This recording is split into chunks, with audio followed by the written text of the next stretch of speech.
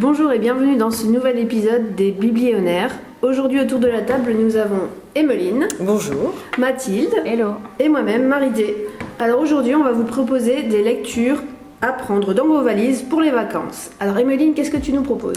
Alors moi je vais vous proposer d'abord un roman français mais qui se déroule entre New York, Sagamore et Montauk. C'est Une toute petite minute de Laurence Perrin.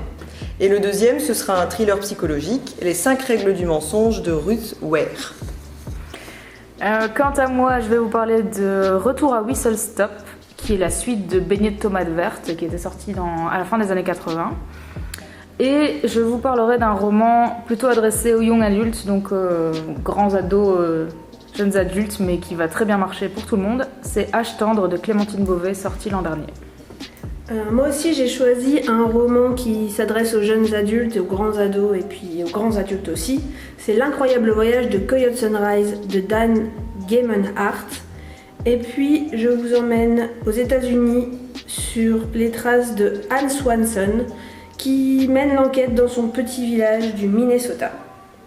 Alors Emmeline, on t'écoute. Alors donc je commence par Une toute petite minute de Laurence Perrin. Alors, pour vous mettre le contexte, à 17 ans, le soir du Nouvel An, Madeleine commet l'irréparable.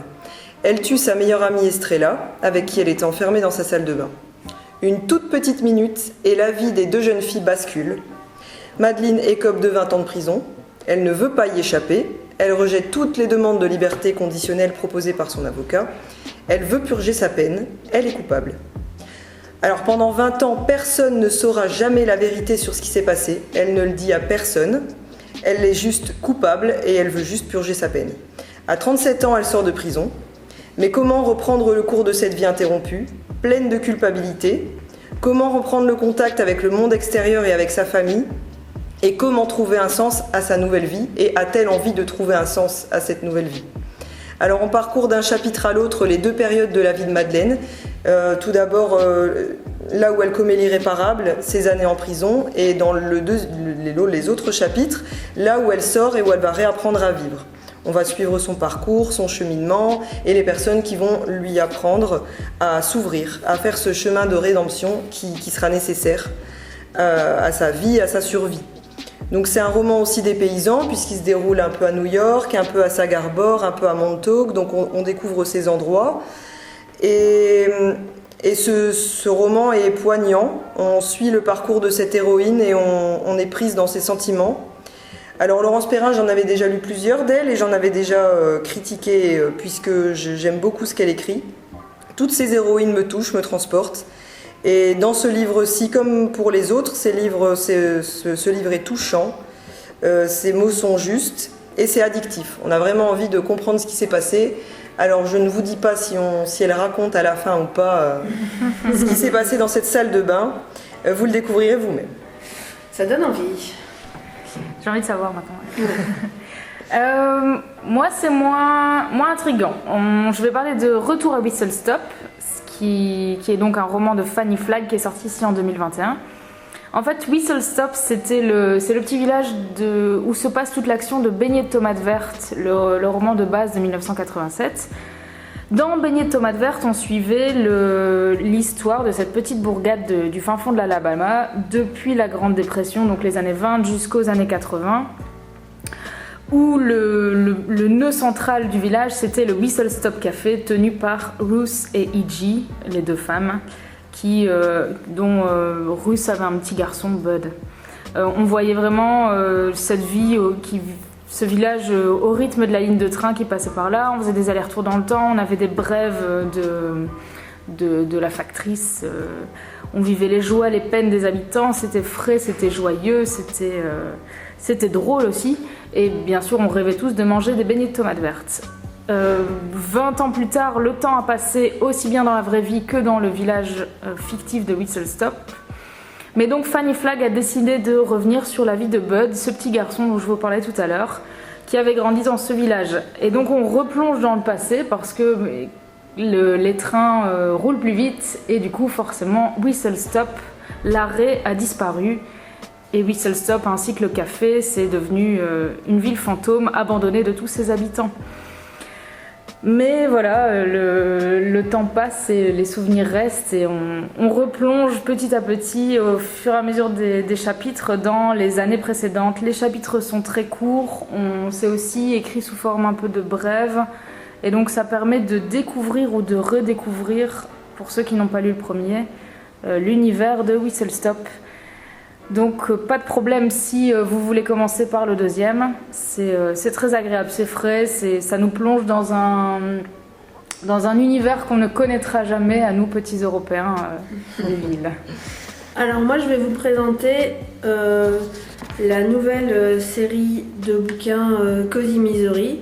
Donc pour ceux qui ne le savent pas, il ne reste plus que 3 Agatha Raisin dans la série, donc il va falloir se trouver un remplaçant et je vous propose donc de suivre les enquêtes de Anna Swenson. Le premier tome c'est Meurtre et pépites de chocolat et le deuxième c'est Meurtre et Charlotte aux fraises. Vous l'aurez deviné, les enquêtes sont très gourmandes.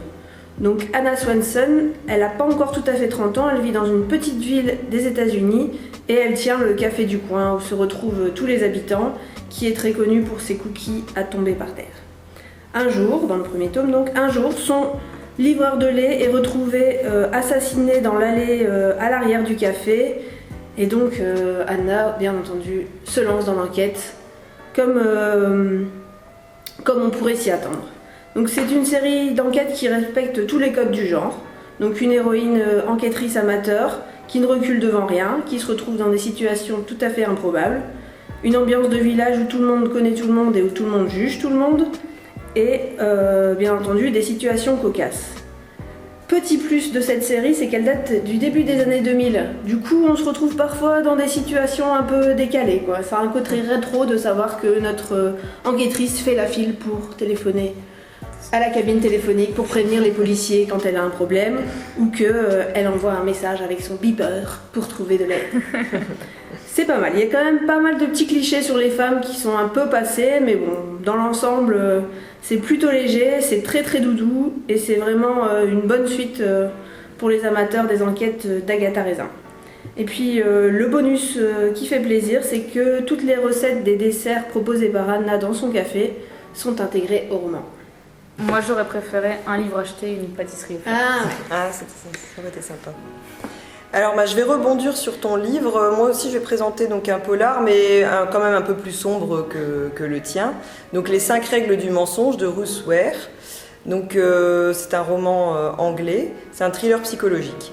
Donc l'histoire, c'est 4 jeunes étudiantes d'une quinzaine d'années, Kate, Isa, Théa et Fatima, qui fréquentent la même école durant quelques mois et le même pensionnat, et vont nouer des liens d'amitié très forts.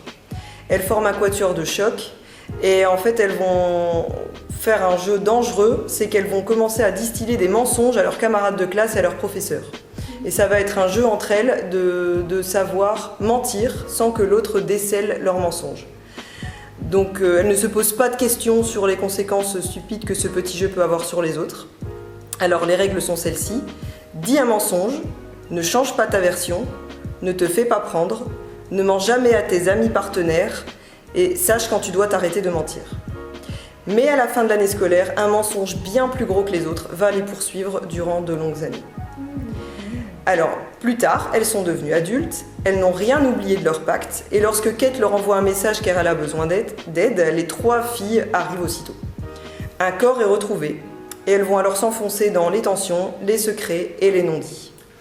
Donc c'est vraiment un thriller psychologique, pas de gore, pas de scènes violentes, pas de sang, c'est addictif, c'est bien mené, l'ambiance elle est pleine de tension, il n'y a pas plein de rebondissements, mais cette tension fait qu'on a envie de découvrir la suite quand même.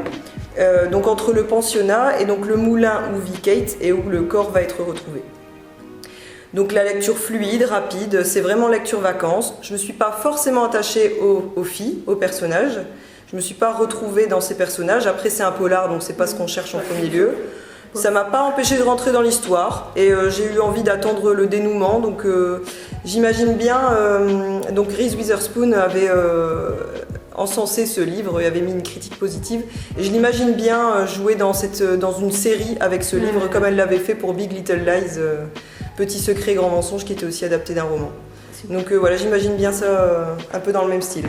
T'as plus qu'à te lancer dans le scénario. Tout à fait. On change complètement de registre maintenant.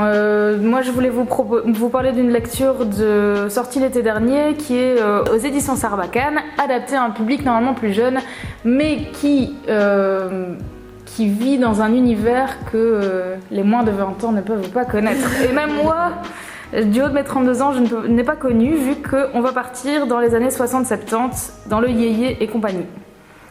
Alors, Âge tendre de Clémentine Beauvais. C'est le journal de bord de Valentin, 14 ans, qui doit faire son service civique obligatoire. Le jeune garçon avait demandé à se retrouver pour l'année de son service civique dans une bibliothèque ou dans un endroit très calme, vu que c'est plus en rapport avec son caractère. Mais pas de chance pour lui, il se retrouve dans une EHPAD, ou en tout cas dans un centre qui gère des personnes atteintes d'Alzheimer. Et ce centre est conçu comme un village sorti tout droit des années 60-70. Donc des grosses fleurs sur les murs, du fluo partout, des robes, enfin voilà, salut les copains qui arrivent dans les boîtes aux lettres. Tout est conçu pour que les personnes se retrouvent dans un univers qu'elles ont pu connaître. Valentin, qui n'y connaît absolument rien aux années 60-70 et qui n'est pas du tout intéressé, suit le conseil un peu... qui n'était peut-être pas le meilleur conseil du monde, d'un jeune garçon. Il arrive en disant « Oui, je suis fan de Françoise Hardy ». Sauf que Françoise Hardy, il ne sait absolument pas qui c'est. Mais donc, il va bien devoir faire avec son mensonge. Et voilà, donc dans son journal de bord, jour après jour, il raconte son parcours, son évolution, les projets qui sont mis en place, la vie des pensionnaires. C'est un gamin hypersensible et du coup, ça le rend drôle malgré lui, vu que, comme tout rapport de stage d'un jeune garçon de 14 ans, il va y mettre ses impressions personnelles qui sont toujours très subjectives. Ça rend le livre vraiment touchant, encore une fois, c'est frais, c'est agréable. On a envie de prendre une guitare et de chanter du Françoise Hardy et de visiter ce centre et de rencontrer ces pensionnaires. Voilà, je conseille vivement. Âge tendre de Clémentine Beauvais. Et pour continuer dans les lectures destinées aux ados mais que tous les adultes devraient consulter, je vous propose L'incroyable voyage de Coyote Sunrise. Alors Coyote et Rodeo, c'est un père et une fille qui parcourent les États-Unis dans un bus scolaire. Ça fait 5 ans qu'ils sont sur les routes et qu'ils ont laissé le passé derrière eux jusqu'au jour où un événement va les forcer à remettre leur vie en question. Leur passé, c'est la disparition de la maman et des 2 sœurs de Coyote dans un accident de voiture. Et l'événement en question, c'est la destruction du parc dans lequel Coyote, sa maman et ses sœurs avaient enterré une boîte à souvenirs. 6000 km séparent Coyote de cette boîte, qui se trouve dans une ville dans laquelle son père a toujours refusé de retourner depuis le décès de sa femme et de ses 2 enfants. Alors on imagine bien que c'est un roman assez compliqué, mais comme c'est une lecture ado, c'est toujours traité de façon à ce que les choses passent de façon plus fluide et donc c'est plus facile à anticiper. Donc c'est vraiment un roman nomade où on voyage, on prend la route du début à la fin, qui contient un volume d'amour, d'amitié et d'émotion plus énorme que le bus scolaire dans lequel elle voyage. On découvre des très beaux personnages, très attachants, le plus beau chat du monde, et surtout une histoire émouvante et très humaine. C'est un roman qui traite du deuil, des regrets, de la famille et qui offre une vraie bouffée d'air frais à tous les lecteurs. Et la petite citation que je préfère dans ce livre, c'est « Parfois, c'est difficile de se faire des amis, et parfois, il suffit juste de trouver quelqu'un qui aime autant que soi les livres et les chatons. » Oh, c'est mignon. Voilà, donc je vous conseille vivement de découvrir ce roman. Bon bah moi j'ai fait le plein d'idées, vu que je pars bientôt, je pense que je vais prendre ton polar et ton ado. On espère vous avoir donné de bonnes idées lecture, et puis on vous invite à venir chercher le carnet des lectures vacances que nous avons présenté samedi dernier. Il est disponible dans tous les étages de la bibliothèque. Bonnes vacances. Et à bientôt. Et à bientôt. À bientôt.